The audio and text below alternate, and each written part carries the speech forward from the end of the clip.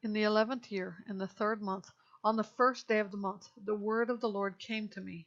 Son of man, say to Pharaoh king of Egypt, and to his hordes, who are you like in your greatness?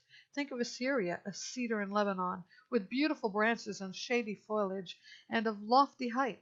Its top was among the clouds. The waters caused it to grow. The underground springs made it tall, directing the rivers all around the place where the tree was planted, and sending their channels to all the trees of the field. Therefore the cedar became greater in height than all the trees of the field. Its branches multiplied, and its boughs grew long, and as it spread them out, because of plentiful water. All the birds of the sky nested in its branches, and all the animals of the field gave birth beneath its boughs. All the great nations lived in its shade.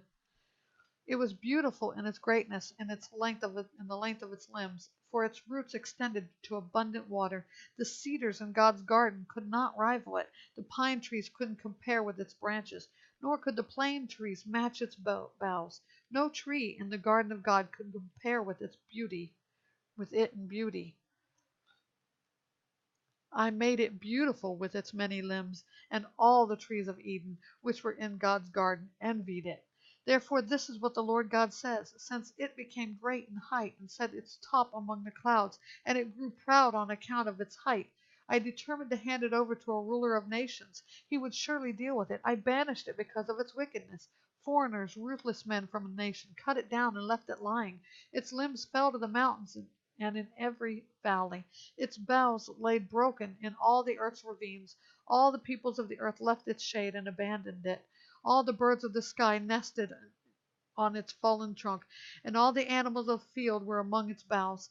This happened so that no trees planted beside water would become great in height and set their tops among the clouds, and so that no other well-watered trees would reach them in height, for they have all been consigned to death, to the underworld, among the people who descend to the pit.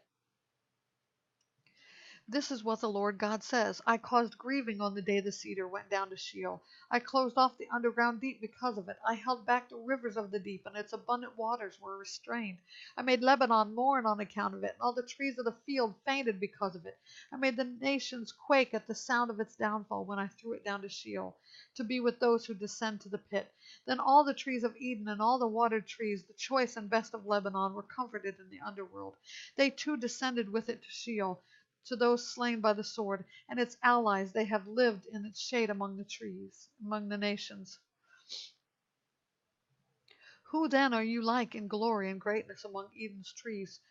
You also will be brought down to the underworld to be with the trees of Eden.